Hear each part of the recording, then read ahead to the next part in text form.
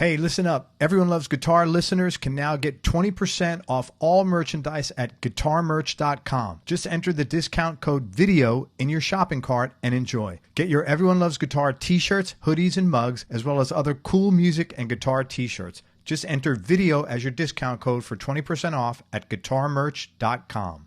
Hey everybody, this is Craig Garber. Welcome to Everyone Loves Guitar. I'm with Zach Amster from the band Abrams. These guys are an awesome band. They have a brand new album out, and I think it's going to break them through. But let me get into Zach's background. Zach's an incredibly talented singer, lead guitarist, and the primary songwriter of the psychedelic rock band Abrams. Is that okay to call you psychedelic rock? We'll take it, man. All right. All right. He grew up in Southern California with his twin brother, who's a professional drummer in the bands Mondo Generator and Nebula. So I got turned on to his Abrams, which is the name of Zach's band. I'm on the email list of Small Stone Recordings, which is the record label, which if you're into psychedelic rock, check out Small Stone. They got tons of great artists. And so they put out an email about this new record, and I usually check out almost everything they put out. And I listened to it, and I'm like, holy shit, this is amazing.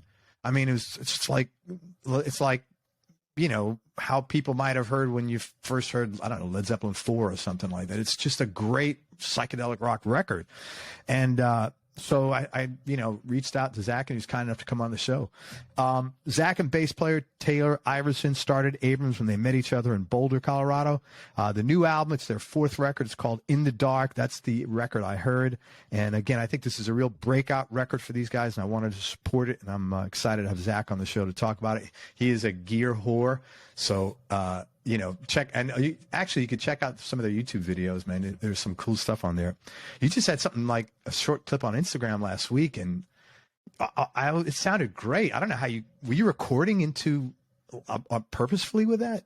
Dude, that was just someone's iPhone recording. These iPhones these really days have just insane, recording sound with them, and they sound great. Yeah. So I just stole that from wherever I found it, and I was like, oh, let's post it. Yeah. Oh, it's great. It was Thanks, I can't believe it's an iPhone. Yeah, because because like let's say 3-4 years ago, the quality of the recordings on an iPhone wasn't that good, and then you'd have somebody in an arena and they're in like row 10 post it, and then you'd have some idiot say, oh, that guy's sound is awful.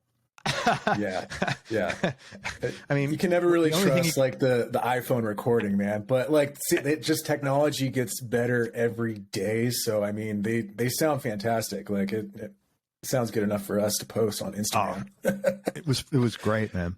Thanks. All right. So you grew up listening to a lot of your dad's classic rock. What prompted you and your brother to start playing instruments? Yeah, man. Well, hey, thanks for having me.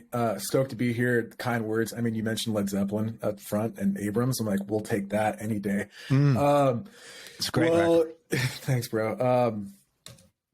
Yeah, my dad was a huge, classic rock guy. I remember growing up, he was just shoving down, Neil Young, Crazy Horse, Springsteen, all that down my brother and I's, throats. What really, I guess, kind of attracted me to the guitar in general, honestly, was I'll never forget just watching Neil Young jamming on his Les Paul he calls Big Black, I think. And just the three hitting the whammy, dude, just like on like a, I don't know, rocking the Free World solo and just watching him dance around like a madman. I was like, I want to do that. And, yeah, and then never really looked back since. He kind of just got me into guitar rock, and my brother and I were pretty much hooked since then. That's very. Would you watch Russ Never Sleeps? Was that where you saw that? Yeah, I think what it was. I mean, Russ Never Sleeps, great live record. But I remember the one that sticks out to me was when they did Rockin' the Free World with Pearl Jam at the like VMAs or something, and like Eddie's up there all pissed and Neil's all pissed, and he's just it's just like the energy is just like you can just feel it coming through the TV, and like I don't know, man, that performance is one of the greatest live performances ever. So that's cool. Yeah, man, got hooked ever since. Well, yeah, you were pretty obsessed with music and guitar and gear from early on, but you started writing songs when you were 10. That's pretty young. How did that come about? Yeah, well, I remember, telling my folks I wanted to play guitar, and they were really supportive, with pretty much everything, just great upbringing from my folks. Got me a guitar, got me into lessons. And I remember quitting. Like, I took lessons for maybe a year or two, and then I was like, too much homework, like go home, study your tabs, do this. And I was like, I'm not really interested anymore. And then one day I remember picking it back up again. I remember buying like Metallica's Black album, and I was like, oh, this is sick. Like, and that got me excited to pick up the guitar again. I kind of relearned, on my own, and just basically learned how to read tabs and learn songs. And then I got really into, just messing around with different tunings, weird stuff like that, and would just kind of write riffs and experiment and kind of just mess around with it. Just really, back then, obviously there's no social media, there's way less distractions, and the way I remember like being happy and entertained and I don't know, just inspired was through music, and more specifically in guitar, because that's what I did for hours on hours on hours on end. So that kept me really busy as a kid. What were you playing back then, guitar wise? What kind of guitar did they get you? Dude, they got me a Mexican Strat, like a black Mexican Strat, which is a good guitar. That's a good first guitar. Guitar. I still have it, actually. They still have. I think my brother has it, actually. He's a drummer trying to write songs. Drummers always want to write songs. So here's some strings, dude. Go figure it out. But yeah, Mexican Strat through like some shitty amp. I don't know, probably like a Crate or something. Right. But yeah, that's a pretty good first guitar, though. Yeah, for sure. Yeah, man. Yeah. So how did you first get Abrams up and running? I know you and Tyler met in, I think, Boulder. But how did you put the band together, and what were some of the challenges early on in the beginning? Yeah, that's a good question. We both went to school out here in Boulder, but we didn't really know each other. We started hanging out in the same, bars and acquaintances, and this was kind of post college, right after college. And then, I remember like we frequent this bar that would play like, heavy rock, heavy metal. Like they'd have like Caius on the jukebox and like Monster Magnet, High on Fire. And I was like, oh, these people actually exist. Cause that was like the hard part, especially being in like a hippie town like Boulder. It's hard to find people, with the same musical interests as me. That was the hardest part, honestly, was kind of finding people who just didn't want to play in jam bands. I was always, there's a lot of like Fish and Mo and stuff that out there. For sure. A lot of Fish, a lot of Grateful Dead, a lot of hippie music in Boulder. Not really a lot of, like heavy music out there, but we met, we started hanging. We just, started, a lot of our friends, his mutual friends, my mutual friends were playing in bands around town, and, past efforts didn't work out, and we were like, we should start a band. And we did. We started as like a 3-piece, like 2013 or something, almost 10 years ago, which is crazy to say. Oh, wow. And, the hardest part was, like I said, finding musicians who want to jam similar, music that you want to jam. Because other than that, those early days, like we didn't really take ourselves too seriously. It was a lot, not that it's not fun now, but it was a lot more laid back. And when it's more laid back, it's just a lot of fun. You're just hanging out with friends and playing shows and kind of gaining some notoriety around town. The local Denver scene. We moved to Denver, which has a pretty good heavy rock scene. So we fit in nicely here. Had you been in bands before that, or was this like really your first band? First like formal. I played in like a stoner rock band called Black Acid Devil. And wait a minute, Black Acid Devil. Yeah, dude. So that sounds like one of those things. like, here's the formula for your band's name. Yeah, what color dude, your exactly. underwear? What's the last drug you took? And yeah, what's the cartoon character you most recently saw on TV? Great band name, dude. But so I joined this band. Dude, they have a really great record. It came as, I think it's self-titled. I don't even remember, but I joined them. Taylor actually used to be in that band. Black Ass Devil is actually the name of like the worst Danzig record. Oh, is it? In my opinion, yeah, it's a Danzig record that came out in the '90s. He was doing some weird stuff, so they stole that, and I played guitar with them. Taylor left, when I was in the band, so that's kind of how we met. And then, I was like, I'm kind of want to start something a little different, and then we joined Abrams. And you did. What made you move to Denver? College. So yeah, from Southern California, moved out to Colorado. We're in Southern California. Orange County. So like Okay. Mission Viejo specifically is where I grew up. Pretty boring suburban town. A great place to grow up, man. Like, Southern California can't beat it. No. But moved to Boulder in like 2007. Great party school, a lot of fun. I want to go back, man. Take me back To Boulder? to those years in Boulder. Oh, I know. It's so good when you had no responsibility, isn't it? Yeah, dude. Yeah. So once you put, and I never ask about names, but like, what is Abrams? How did you, You asked. I know I hate to ask because it's like everybody asks you, how did you get your name? And I try not to. We get it a lot. Don't worry about it. It's such an unusual, That's a good question, man. I personally, I hate naming things. We always like kind of fight over like song names, especially names of the album. Like that will probably delay our album release another 6 months because we can't agree on an album name that no one really gives a shit about. But the name Abrams, honestly, it was like, all right, this one's not taken. Like, let's for like a domain. Yeah, pretty much. And like, it was unique, and it was like, all right, it's like a tank, it's like, we were kind of tough back then.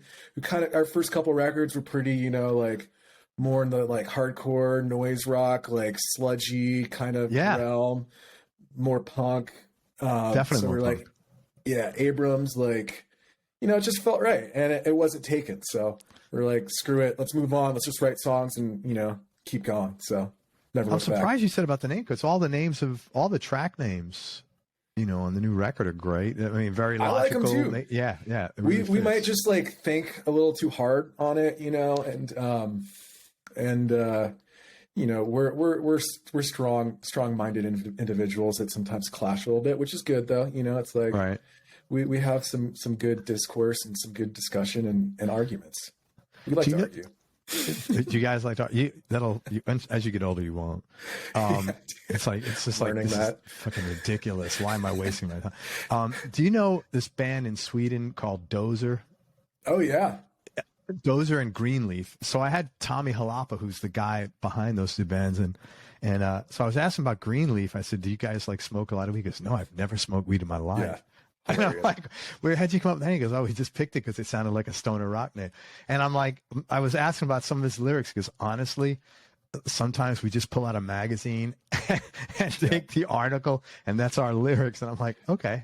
I love that, dude. Like, it's like, some people just like, it has nothing to do with the personality, the person who's writing the song. It's like, for great, those are great bands, Greenleaf and Dozer. I think Dozer put something out on Small Stone back in the day, but fantastic bands. They're not around anymore. Yeah, I love them. Yeah, I love both those bands. I love all that like stoner stuff that's like super groovy and catchy, and like to me that's like the best part about that music. It's like I'm not really listening to Greenleaf for the lyrics, right? Like I'm not. I'm like a riff guy. Like, oh, this is sick. The vocals sound great. And, yeah, I'm all for it. Okay, so what did you guys get like a first break? Did Abrams get a first break once you were up? We're still looking for one, man.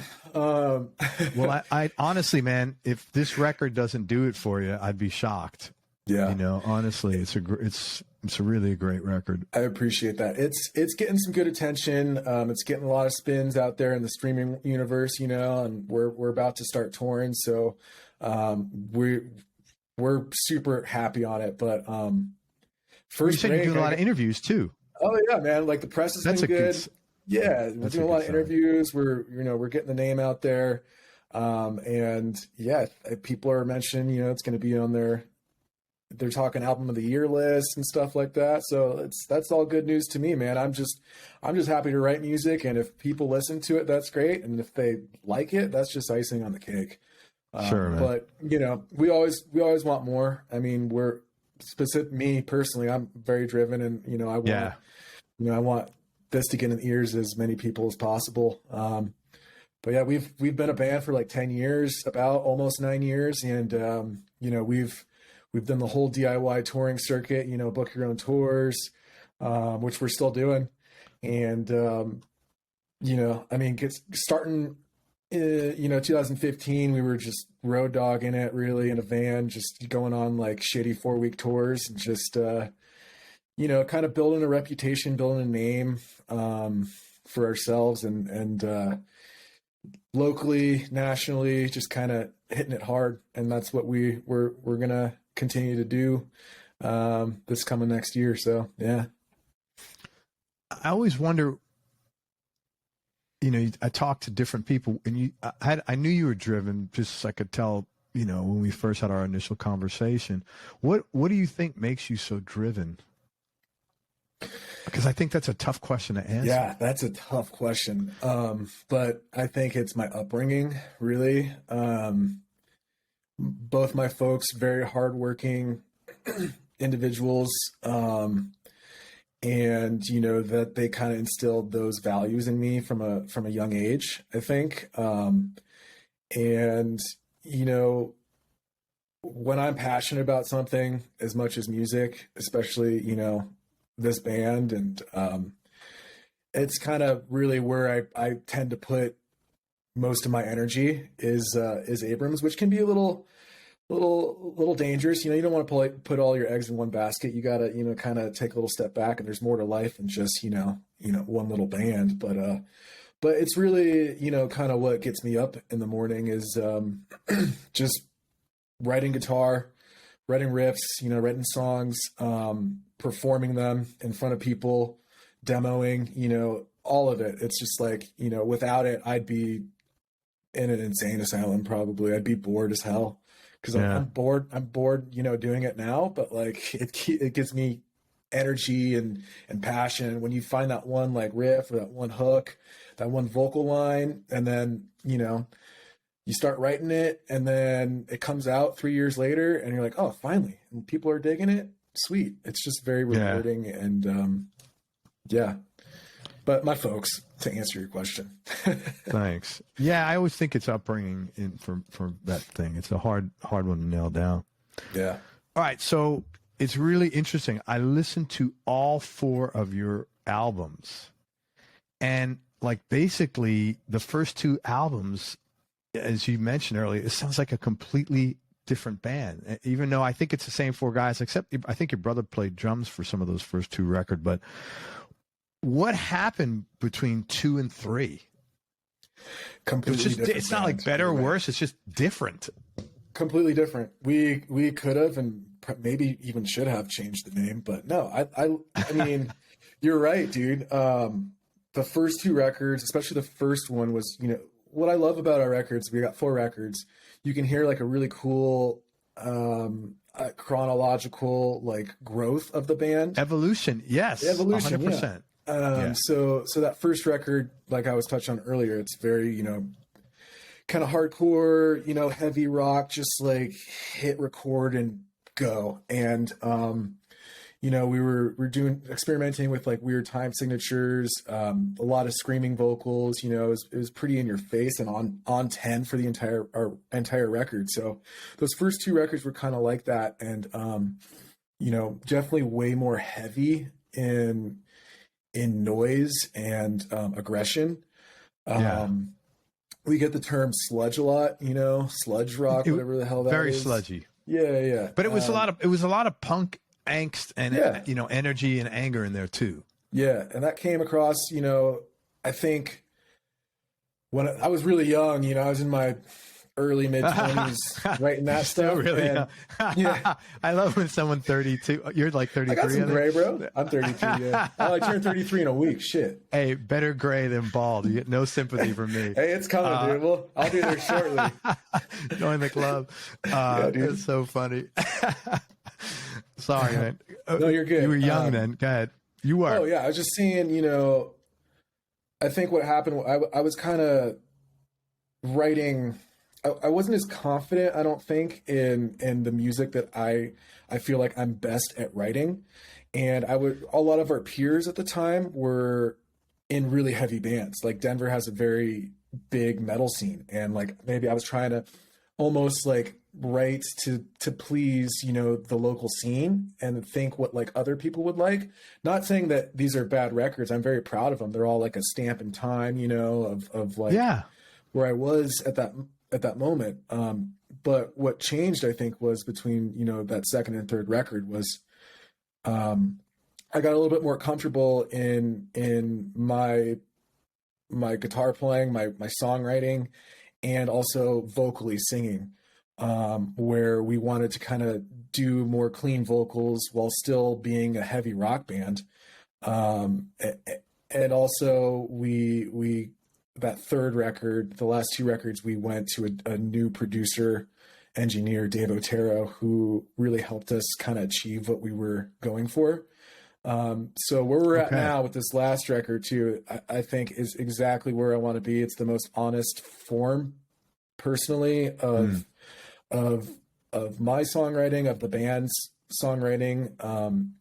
And I'm just really happy with the gradual progression of where we're at right now. You know, I give you a lot of credit for having the courage to take sort of a leap of faith to do that, because it takes courage to do that. You know, it's real easy to keep doing what you're doing, and it's challenging to say, you know, get out of my comfort zone. This is what I feel like doing. And what you said, as far as like you're doing what you thought you should do, I've had a lot of, you know, top engineers and producers on the show, and they said one of the most common problems they have when they're working with major artists, and I've heard this even about, I had Michael Beinhorn, the guy that produced Soundgarden, Brain Fart, the big album, Super Unknown. Super Unknown, yes. Okay. Yeah, and he said when Chris came in, he had all these songs, and it's very common, he said, for an artist, one of the challenges as a producer is they have a hit record, and then they feel they have to, their fans want that same thing, so they have to do that instead of like what you did. You said, hey, I wanted to be myself, I wanted to step out, and I felt this is where I needed to be. And it's you know, it's tougher to do that on your own than when you have, you know, some big time producers saying, hey, you need to do this. So I really give you a lot of credit, man.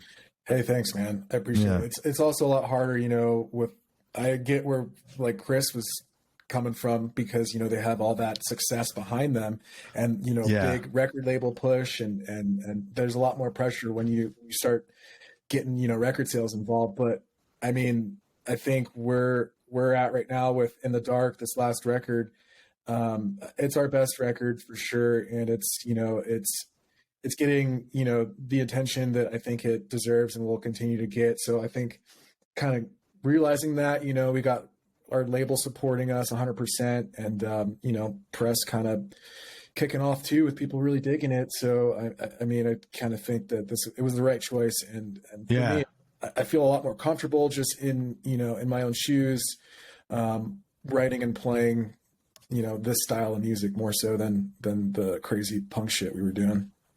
Well, it was like between the third and the fourth album, it was almost like you said, okay, I'm all in on this now. Like the third album, you sort of like tested the waters, and then it was like, okay, I'm in. And then like you just wrote 11 songs that are freaking amazing, and you guys all crushed them, you know? Was there anything different going on in your life? Like when you, I don't know, like did you fall in love or something, or did you break up? Was there like a life event that coincided with that? The pandemic, for sure. It was the pandemic. Okay, so it was. how did that impact you? I'm just so glad that you like kind of heard it too, because like between like you can hear between 2 and 3 like that change, but then this one was like 3 and 4, like, all right, yeah, we found it. And yeah. So that's kudos, dude. Thanks for listening and digging. So this record, we changed a lot of stuff in the writing process. Prior, first 3 records, we would write in the room together for the most part. We'd bring in a riff or something, but a lot of times we just jam and be like, oh, it's a cool riff, and like sing a hook over it, or just like gibberish of like a melody that you think would work. So when the pandemic hit, this was right when our last record came out, Modern Ways, in 2020, was May 1st, 2020. We had to cancel all tours. Couldn't support it. It was just like the worst timing. So many bands went through that shit. So yeah. But it, we were stoked on that record and thought, if we backed it, it was going to get some good publicity, which it still did all right. But regardless, we're like, what do we do now? So we pretty much went back to writing. Me personally, instead of writing, we didn't get together in the room, right? We didn't really feel comfortable doing that. No one knew what the hell was going on with the pandemic. So yeah, for writing this record, we did home demos. Like I beefed up the recording studio here that I'm sitting at in my room, and just wrote mainly by myself, and would send out complete songs to my band for feedback with, full instrumentation, get feedback from them. They'd be like, hell yeah, that's super cool. Where prior I might have like, if you deliver just like a riff or something, or try and say explain a song to the group, like I might feel a little self-conscious because it's not getting that full, full song kind of sound structure, how I really want it to do, how I really want it to come across, where just sitting here at my desk, I could come up with full songs and present them as full songs to the group, which I think really helped refine my songwriting process. And it was just a cool new way to do it. And I think it's the future, how I'm going to continue to write. Cause where it helped me the most was vocally. I was able to, write out a full song pretty much, a couple of riffs, what I thought was close enough to get some hooks over it. And then I put down the guitar, which was number one. That was like the biggest thing, because it's so much easier to write a vocal melody, a vocal hook, when I'm not playing the guitar at the same time. It's kind of like doing this. Really? Where you're doing that, where it's like when I put down the guitar, I can, focus on just the vocals and where they would sound best, I guess, and then I pick up the guitar, and it's always a good sign where when I would try and play it live, I wouldn't be able to sing and play at the same time and have to do a lot of practice. That's to me is like a good sign of that the melody's decent, because it's not following the guitar. It's not following your strumming hand. So that helped me tremendously. And, I think the band in general too is, just helping write songs too. Wow. So in the past, the guitar, the vocals supported the guitar. Now the vocals were leading and the guitar became the support of the vocals, is what it sounds like. I think so. Yeah. It was,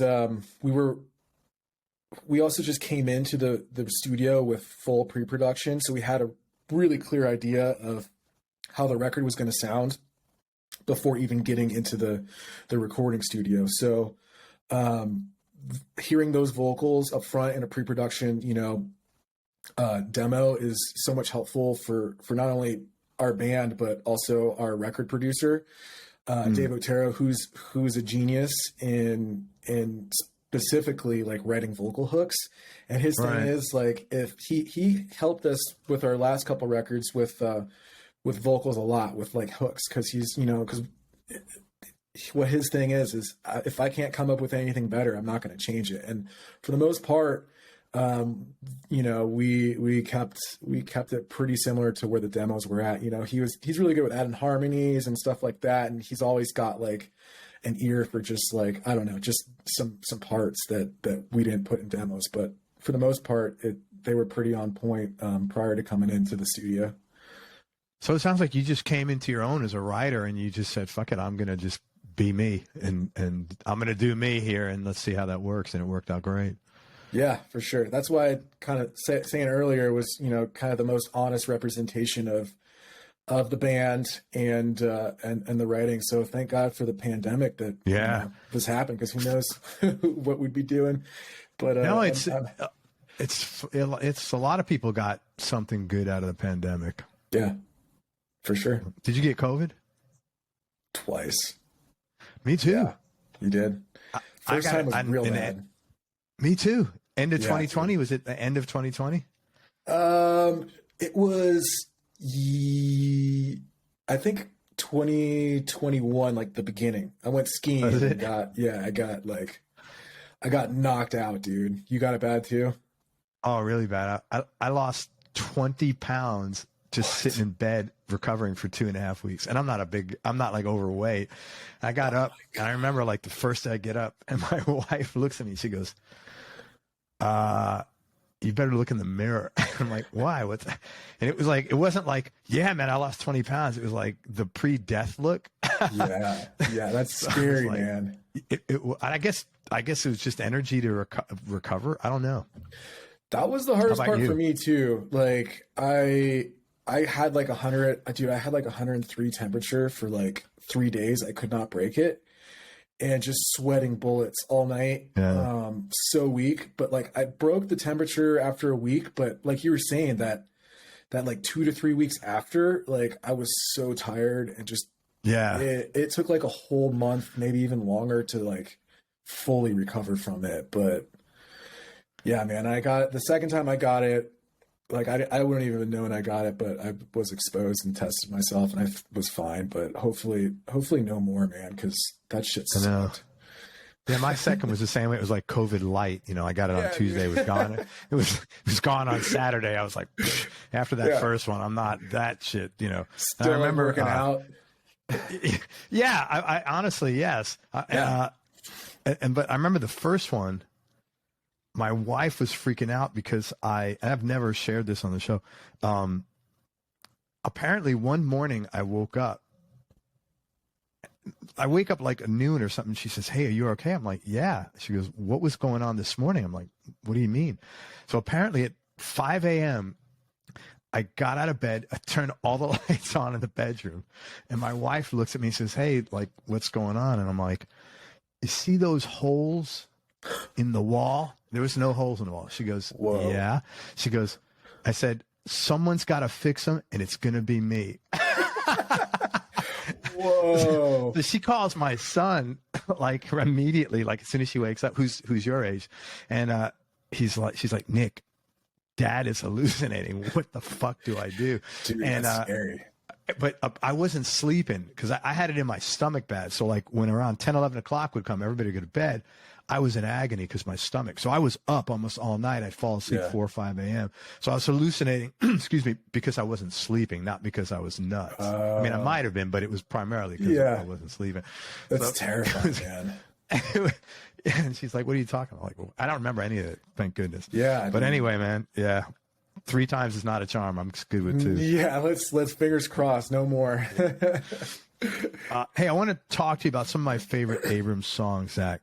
Cool. On the 3rd record, see, this is where it's like started. You got a great song on there called Pale Moonlight. And in general, you're a very good songwriter as far as building climax, building tension and letting it go.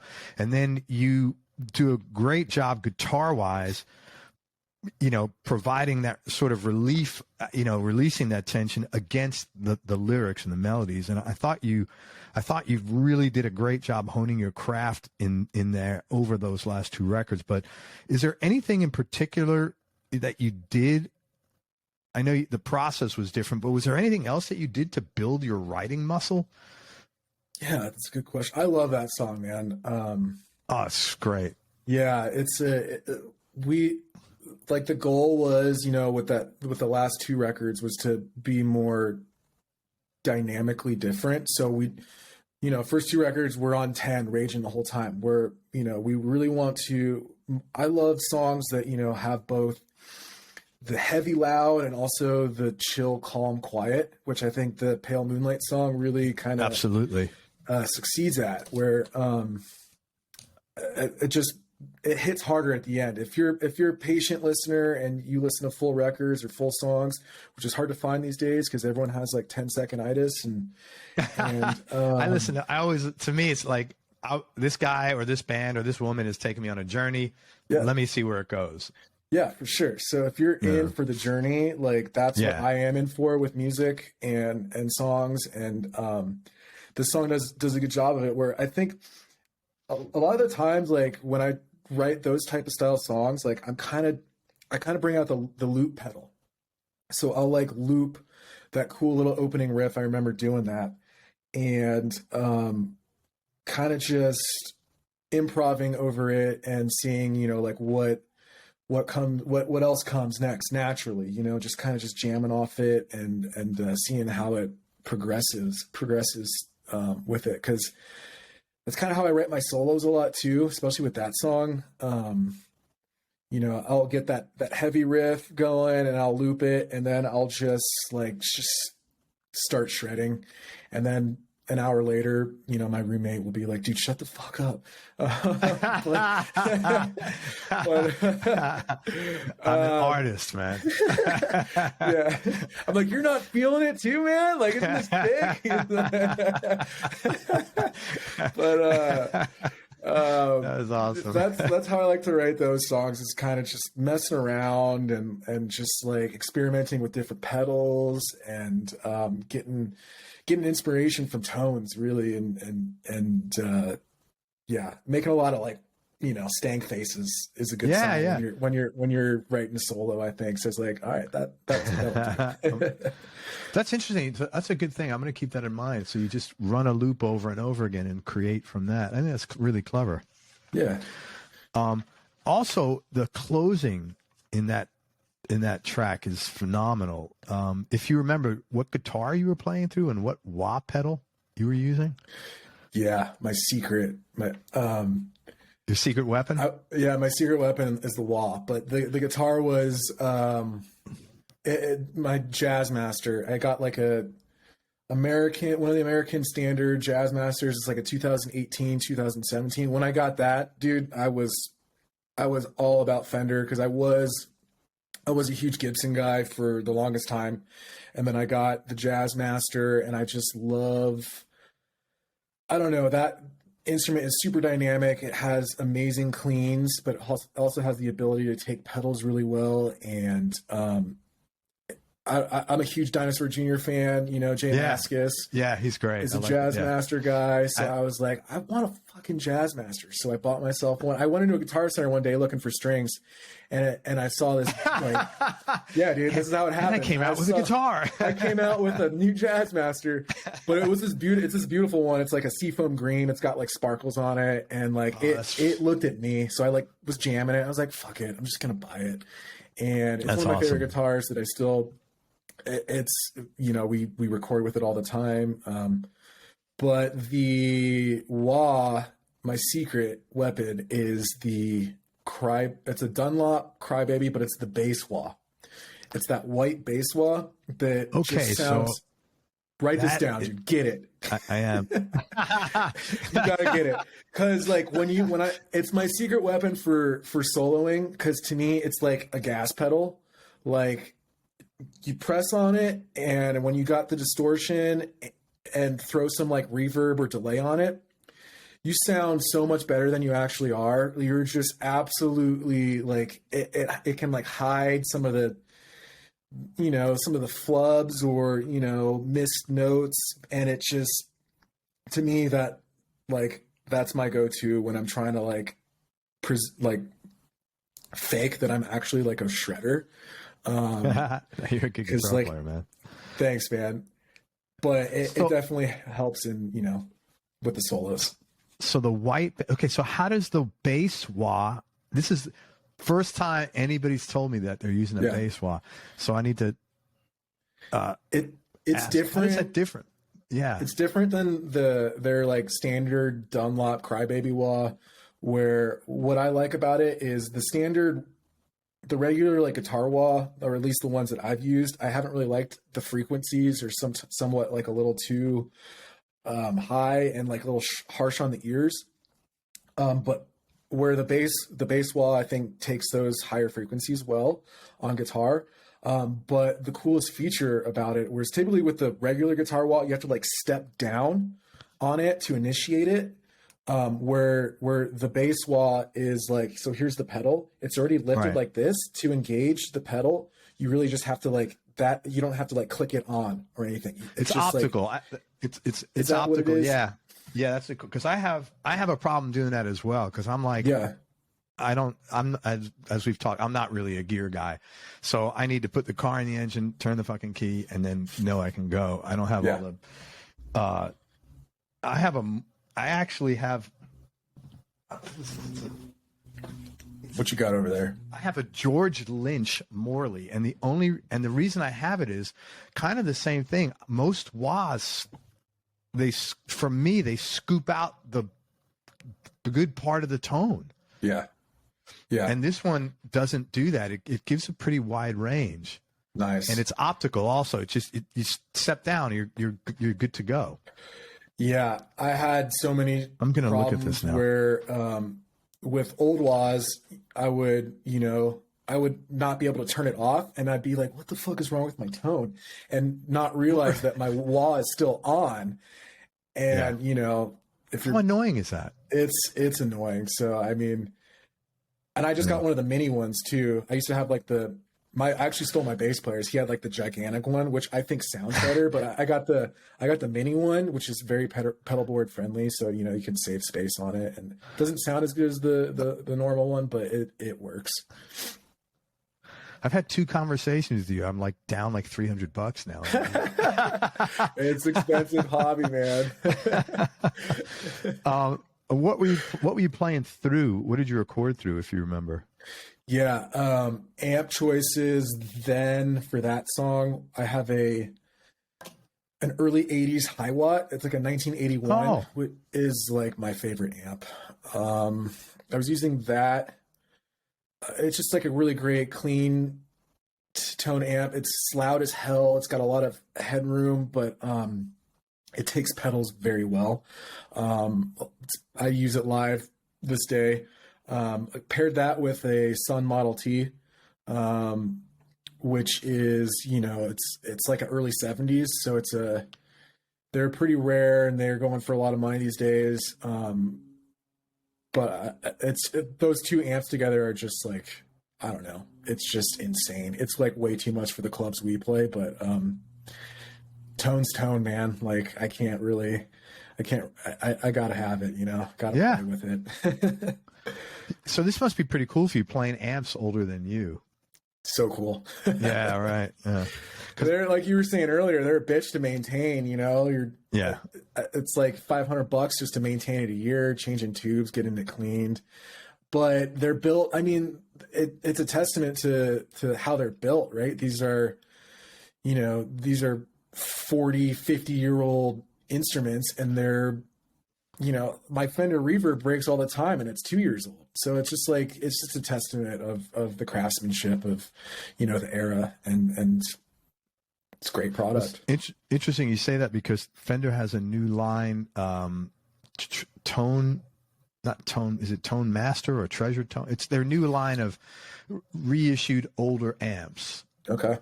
Right, like a Princeton, and they have and it's digital, but they've done a great job recreating it.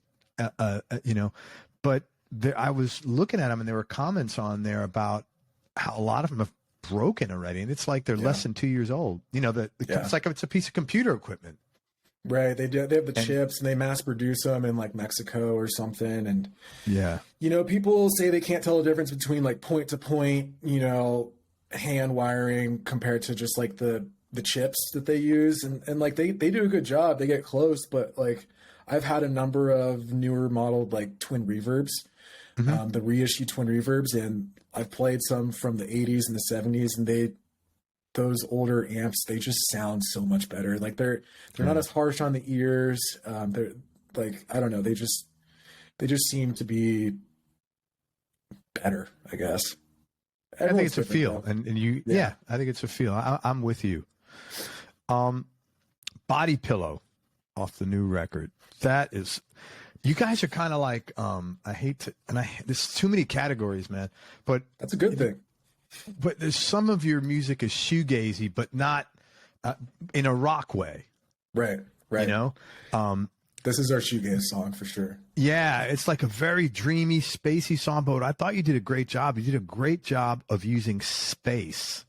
Yeah. You know, and just some great crescendo in there. To me, it was like almost like an anthem song, like a psychedelic rock anthem. How did that song develop, and what is it about? Yeah. One of our favorites, man. So our other guitar player actually came in. Patrick Alberts, fantastic guitar player. We love having him. He just joined for this record. And this is our first record as a 4-piece. So he came in with the meat and potatoes for what would become Body Pillow. These two riffs really, and I was like, dude, I love these riffs. I remember he was kind of self-conscious about it. He's like, I don't know if this is us. And then we were all collectively like, yeah, I don't know. And I kind of just one day demoed it out and got really inspired with it. And,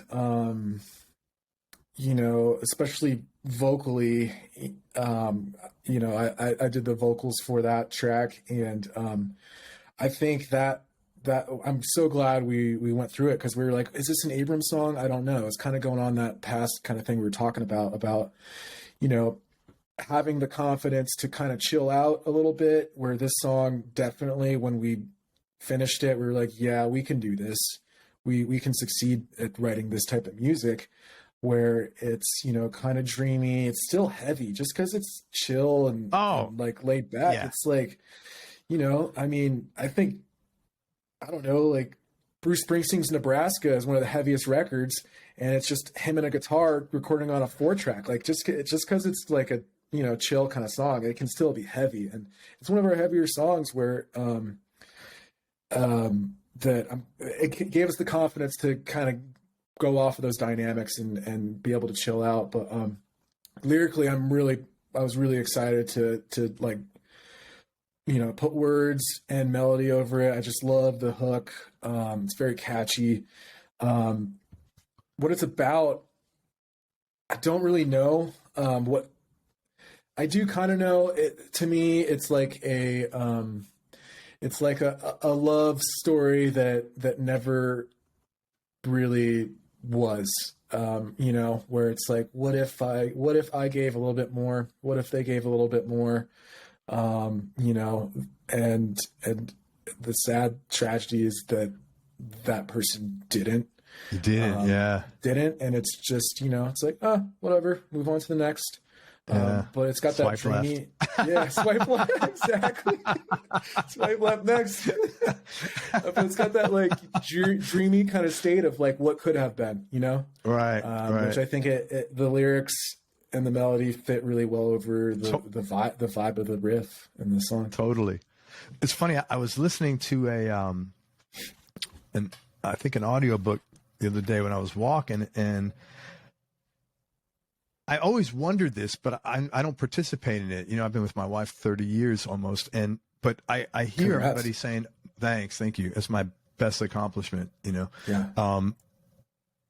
And if you knew how difficult I was younger, it's actually her best accomplishment. She survived it. But they said that the reason why people don't want to commit today is because you look at this app and you're like, it's kind of like when you walk in a guitar store and you're like, well, shit, if I take this one, that means I can't have that one. And if I take that one, I can't have that vintage Les Paul. And apparently the psychology, when you have all of this accessibility, it's like, well, I'll test this one out, but I'm not, there's a lot more here I need to test. And I never thought of that because I'm not part of that sort of dynamic. That's really interesting. And I might be biased because I am a single guy and have been Right. for a couple of years. Actually, I haven't been in a long relationship for, you know, a while. Like, I mean, my longest relationship was probably about like 3 years or so. But yeah, man, there's a lot of accessibility and there's a lot of like, I just remember, being in relationships. It's like, well, what if I wasn't? What if I was over there with that? There's like, I don't know. Yeah. It's a crazy world we live in. Everything's so fast paced. It's a 24-hour. It's not even a 24-hour news cycle. Like it's a 60-second news cycle with how fast information can spread along. And like now these Gen Z kids, like God bless them, because who knows what the hell, like everyone's just staring at their screens all day. But yeah. Well, it's interesting you say that because my sons are old. They're close in age too. My daughter's 22, and both of them separately on different occasions have come to me and said, I'm really glad I didn't grow up in Sam's era, my daughter, because I actually know how to talk to people. Like you're in sales. I mean, how much of a value is that, having that skill set? It makes the whole difference between everything, professionionally. Oh yeah. And I mean, completely. Is that your 22-year-old is the younger one who? Yeah. Saying? She's young. Yeah. And I remember when she was a kid, I don't know, man, she's probably like 11, 12. I walked into her room one day and, there was 3 girls there, but 4 girls together. They're all on their phones talking to other people. That's ridiculous. And I'm like, that's so. I find myself. Sorry.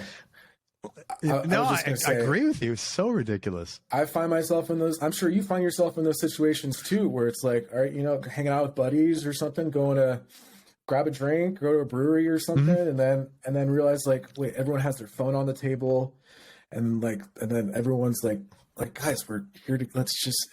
I hate it, man. I love having like every answer in my pocket, but like I feel like I don't need it. Right. It's a great way to communicate with people, especially for bands too. It's awesome, but I think to me, it feels like it's hurting more than it's helping these days. I agree with you, because I love talk. I love having, even though we're in we get to have a conversation through a screen, which is awesome. Right. But like, I love having that human interaction and speaking with, yes, someone. I agree with you. I agree with you, man. When I go out with my wife, we always try to put the phones down. Also, we don't have to think about the kids because they're texting us, and that's like, so it's no stress. In the Dark, which is the title track of the new record. I love the bridge in the middle. I thought your playing was phenomenal.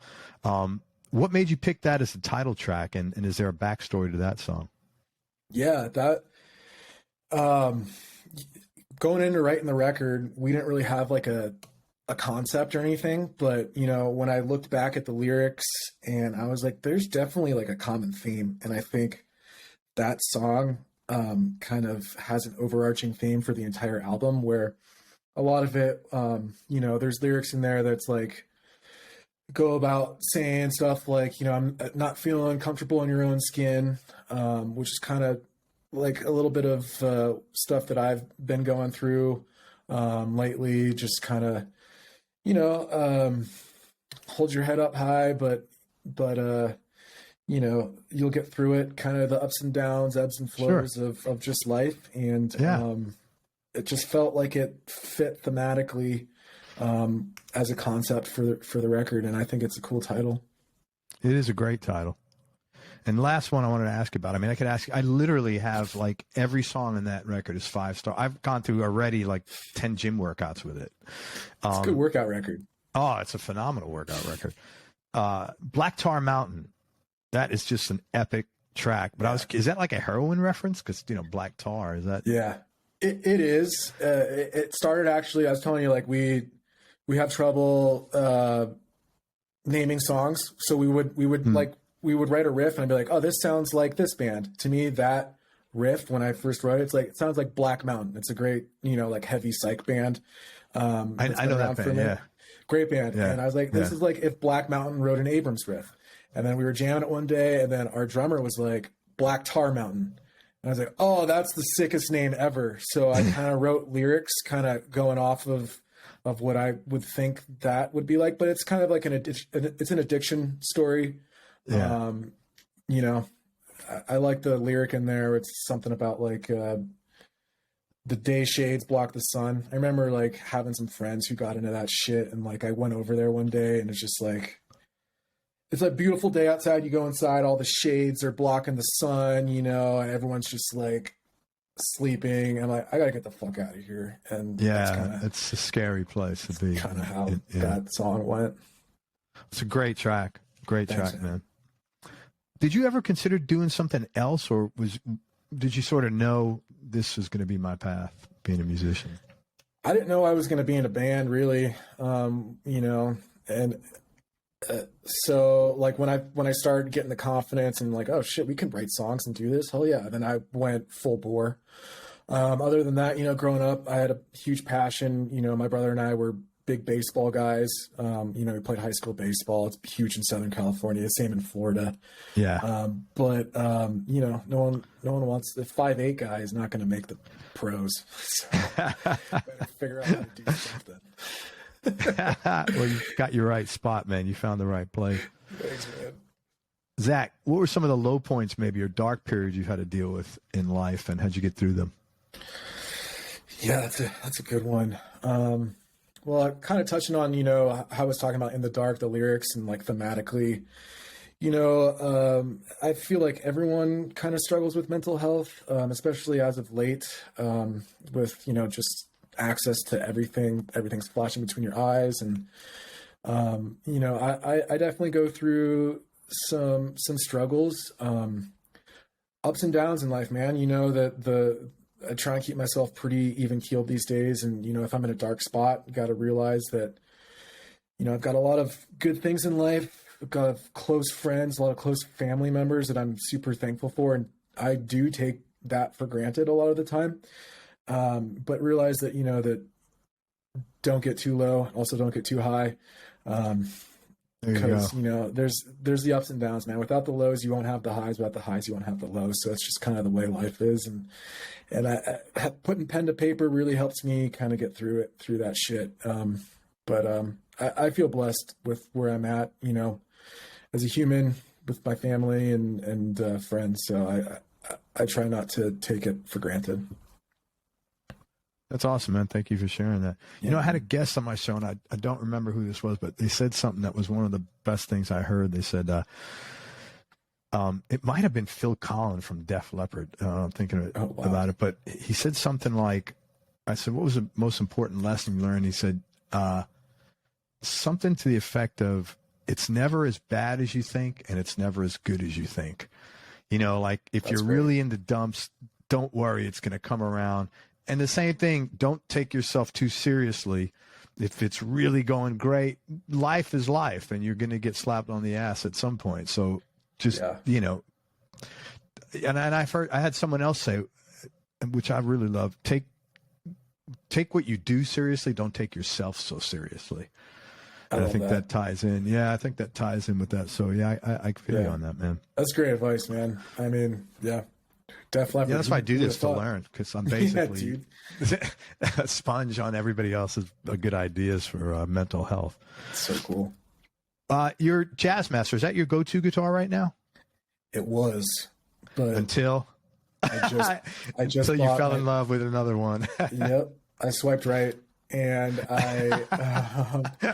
my new baby is I got a Gibson Custom Shop non-reverse Firebird, which is my first custom shop guitar. Dude, this thing is the most beautiful guitar I've ever played. It just looks beautiful. It sounds even better than it looks.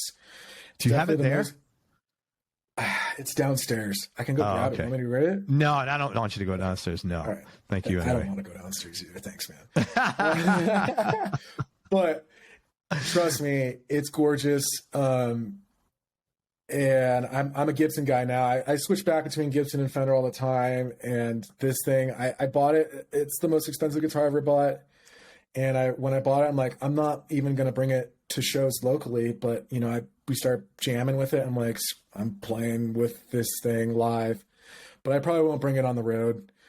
Too many horror stories of getting, vans jacked and stuff like that. But that's it. Or getting stolen even, man. And now, I mean, you talk about mental illness. It's like, this is more theft than robbery. This is like the 70s in New York City, man. It's like not good.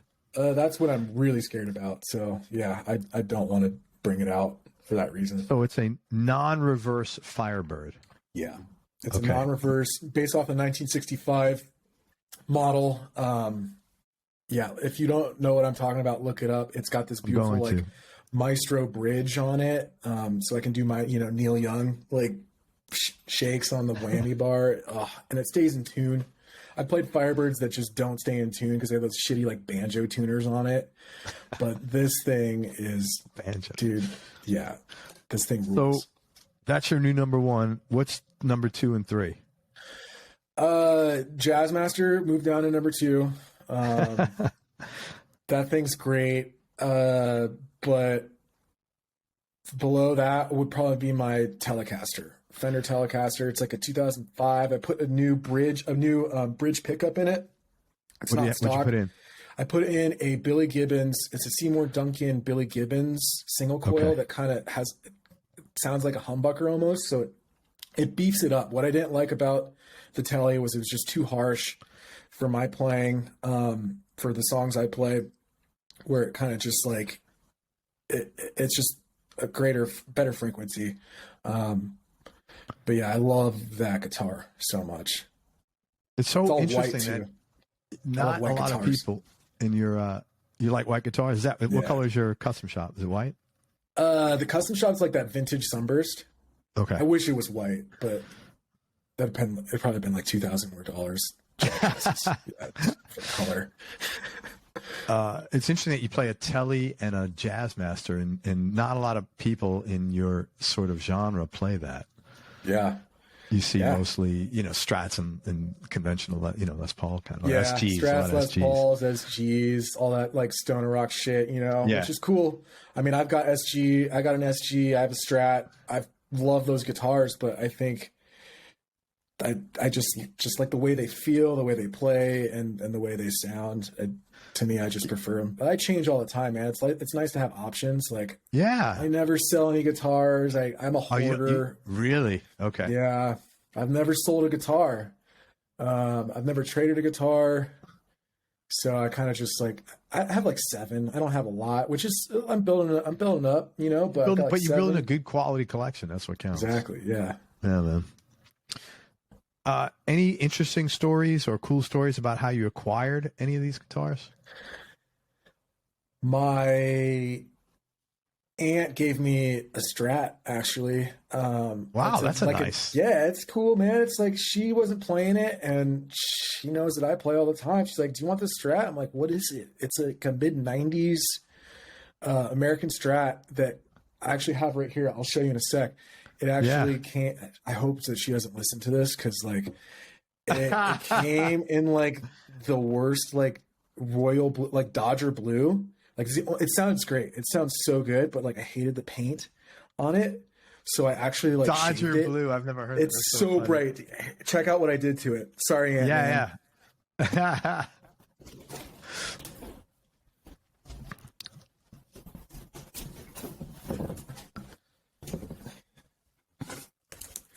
All right, so here it is. I shaved it down to the natural wood, which it looks sick. You can tell I kept some of the blue on it. Yeah, it looks relict, man. Yeah, so it's imagine the whole guitar that blue. It was just way not my style. I'm too loud, but it looks kind of cool now. I like that. So you literally just sanded the whole thing down? That's not an easy process. Well, my buddy is a luthier. So he's got a bunch of like pro sanders, and like he put me to work though, dude. It's not an easy job. Oh, it's not. Yeah, it turned out good though. He, put a little like lacquer finish on it, and it still sounds killer. Very cool. That's a nice gift. Very nice. Oh yeah, yeah. Do you have a worst gig ever story? Shit, man, we can drink a lot, but worst gig would probably be like Dude, one that sticks out. We were opening for a pretty big band from Denver, who's gotten even bigger. I don't know if you're familiar with a band called Chemists, Khemmis. Yeah. So I have a note to talk to you about them. Oh, after cool. The show. Yeah. Swear to God, how weird is that? Nice, dude. Yeah. They're good friends, of ours. We opened for them at one of their like album release shows. The sold out show at the Larimer Lounge. It's like holds like 300 maybe. And we were direct support. We weren't able to sound check that day, and for some reason, like, someone was wrong with my pedal board, and like a couple pedals like blew out or something, and I basically wasn't able to use it. And at the time, that pedal board was like our lead singer, because it's just like I'm playing a clean amp, right? I'm playing like a clean amp. I was playing a Model T at the time, so I was like, all right, I got to go naked for this show and just play. I cranked up the Model T to try and get like some distortion, but like it just didn't. We use a lot of delay, a lot of reverb, a lot of shit like that, and so we played our whole set without my pedal board, which was kind of cool. Wow. I was like, what are we gonna do? Not play? I mean, it was still badass, but like it didn't sound like us. Someone said it sounded like if like like a Discord Records band like Fugazi or something, because like which is one of my favorite bands. Like, that's cool, we'll take it, but that sucks, dude. It sucks when you like have technical issues that you just got to figure it out on the spot and not panic. But we panicked, and everybody has them at some point in time. Oh yeah, all the time. Zach, give me your top 3 Desert Island discs. Oh shit. Mark Lanigan, Bubblegum, my favorite record of all time, my favorite singer of all time. Great voice. Peace. Yeah. I'll do Neil Young, After the Gold Rush, and let's throw in Songs for the Deaf, Queens of the Stone Age. Yeah, good record. Those are my like 3 favorites, I think. Did you ever listen to Lanigan when he was at Screaming Trees? Oh yeah, a little bit. That got me into it. He's my favorite artist ever. I just finished his book. It's a fucked up read. I recommend it. Is it good? I had really good. Jeff Fielders was his. Oh yeah, his guitar player. Yeah, Jeff was on the show. Oh, yeah, that's awesome. Lovely, really good guy. Yeah. All right, man. Tell me about a change you've made or a specific experience you had that changed either your your outlook on life or changed the way you look at yourself. The change I've made. Yeah. I don't know about a change that I've made, but a change that happened in my life that kind of woke me up a little bit. My grandmother recently passed it's okay, February. But she was perfectly healthy, and it was just a freak accident. Like, she slipped on some ice in Detroit and hit her head. Oh my God. And she would have lived, another 20 years. She was perfectly healthy. So, shit like that kind of wakes you up. It's like, no day is guaranteed. Cause like I said, she was perfectly healthy. And then a week later she was dead. So, really don't take anything for granted, man. Oh no, thank you, man. She lived a fantastic life. I mean, she was like 86, 87, but again, perfectly healthy. Well, it's so sudden though. And it's so sudden, dude. It's almost like you expect hey, just to give you a heads up. Yeah. Kind of thing. And death is not like that. Right. Yeah. To be able to say goodbye is always, preferred, but that's the thing. No day's guaranteed. So you might as well do some cool stuff, have fun, and don't, like the advice you just gave me, don't take yourself so seriously, but take life seriously, but laugh at yourself. Yeah, I agree with you on that, man. Best childhood memory. I was telling you, we were big ball players. Just the nostalgia of like Saturdays at the park, like with all the friends, man. Just like, I don't know, just like playing ball with the friends. Like, we were really competitive. I mean, my brother and I still are. Competitive family. It's just the nature of us. But like, just the nostalgia of childhood in general is just reminds me of just the ballpark. Really, just like spend the whole day like hitting dingers. When you play with your brother, right, is there something, like that connection between you that transfers into the music as well? Yeah. That's got to be cool. Played in Abrams, man, like the first record, and we toured a lot with him together, but he got onto other bigger gigs, but yeah, we have this weird thing where it's like we don't even have to look at each other. We can him and I can like improv really well together. It's like a weird thing, but like, some people have that. I have that with, my guys too. Like, but me and him specifically, like we're on like a different level. Oh, that's got to be next level shit, man. Yeah. Most important thing your dad taught you? Sense of humor, laugh. Very cool. Sure. Yeah. How about your mom? Most important thing she taught you? Be on time. She was like, be on That's time. Important, man. Be on time, dude. Get your shit done. Like, don't overpromise and underdeliver. Like, she's a boss, man. So having those two kind of personalities, I think shape the way I am pretty good, and I'm grateful for those two. That's awesome. Psychos. Do you have any hobbies outside of music or interests besides baseball? Surf, snowboard. I love sports, working out, running, taking the dog out.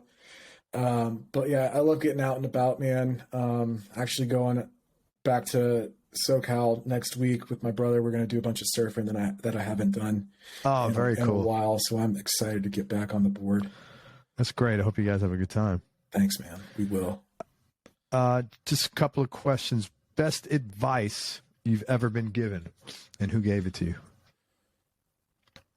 One of my best friends. I was bitching about something, so I'm good at complaining, dude. That's just who I am. It's just like I complain about the summer and the winter. It's just who I am. Good at complaining. Yeah. Don't make that your dating profile. Oh, I know. That's not a good idea. But Zach, I'm a musician. I'm good at complaining. Yeah, exactly. No wonder why I'm single, man. He gave me some great advice. I was bitching about something super mundane, and he was like, "Dude, we're on like a spinning rock." And like nothing matters really. I'm like, oh dude, like that hits hard right now. Like, nothing matters. Might as well just have some fun, brush it off. Yeah, it is hard out. Let's just deal with it. That's funny, man. Yeah, dude. I'm good at complaining. I was talking to this older woman a while ago, and she was telling me, because I work out, and I've worked out for many years, but now, some of the injuries have taken their toll. So I got aches and pains, and my wife does as well. And so we were talking about it, and she said she was telling us a story about a woman she knew who was 104, and the woman was active and agile and, robust and, vivacious. And the woman, this 104-year-old was telling her, she goes, look, if you're not in pain and you're not cranky with something in your body, it means you're not doing anything. And I was like, man. And so now anytime my wife or I, my leg's killing me from my workout, it's like, hey, you can sit around doing nothing and your leg won't hurt. Right. So that, what you said, that reminded me of that. Yeah. That's good advice. Complaining. Gotta listen to your elders. You listen to a 104-year-old. Yeah, I'll do that all day long. Last question, man. And thank you so much for everything. And I'm so happy for you guys with this record. And I really, I love it. And I really hope that it gives you the just desserts and everything you deserve. It's a wonderful record, and I hope it breaks you guys out. Thanks, it's fantastic. In the Dark. Appreciate it, man. You're welcome. Most fun thing you've ever done? So I was mentioning surfing. Most fun thing I've ever done is kind of a little naughty, but I went surfing on acid once. The only time I've ever done acid once, and I won't do it again. But that was like the coolest thing ever. I probably caught like 2 waves, but I was in the water for like 6 hours and just like taking it all in with my buddies in the summer. And I mean, I don't know. That was the funnest thing I've ever done in my life. And you know, you don't need acid to have fun, but holy shit, that was a good time. Yeah, I took acid only one time too. I took it at a Grateful Dead concert. Like Perfect. How conventional. And you know, I thought at the end of the night or the next day, I was like, I think everybody should do it once, because there is a lot of like, you got to keep your shit together when you're on acid. Yeah. You know, it's like, it's almost a challenge. Like, you know, are you going to lose your shit, or are you going to, you know, keep it? It really is, man. I mean, I remember when I got out of the water, like shit started to turn south, and I'm like, it's just like way too long for me. Like I can't do anything for 8 hours. No. And drugs is definitely not one thing I want to do for 8 hours. Like, oh yeah. But like that, for some reason, like I just like, people talk about like that, you know, existential experience where you're just like one with everything. And like, I was like sore from smiling because I was having that much fun just floating out there in the sun. That's great. Yeah. That's great, man. That's awesome. Well, dude, thank you very much. Let me tell people where to find you, where to find the record. All right. The band is Abrams, Abrams. You can find them on Twitter, on Facebook. Their website is Abrams Rocks, Abrams Rocks.com. And you can find them on Instagram at Abrams the Band. Please follow them. And do you have a YouTube channel? We do. It's Abrams the Band, I believe, too. Awesome. Follow them on YouTube, yeah. Abrams the Band. In the Dark, it's a phenomenal record. I mean, it's just a great record. I felt so good listening to it, man, and I've listened to it many times since. If you want to like feel good, get up and move, and just, you know, it's a deep record too, man. So you know, you get in your head a little bit, and you know, you're such a good writer with the climax and releasing tension. That's a good thing to, you know, it feels good to listen to it. And I wrote here, if you're taking a long drive in the car, you know, if you're working out in the gym, or I've just sat out on my patio smoking a cigar and just jamming to it. So it's a great record. Yeah. I hope. And also, if you want, it's on all the streaming services, Spotify, Apple, et cetera, et cetera. But if you want to support the band, the best place to do that is go to their record company, Small Stone, go to their Bandcamp, which would probably be bandcamp.smallstone.com. Yeah, I believe so. You can just go to smallstone.com. Okay. Google Small Stone Recordings. You'll be able to find it there. Yeah, they have a lot of great bands on this label. Abrams, one of them. Dude, any final words of wisdom? Wisdom, I don't know, man, but just really thank you so much for having me.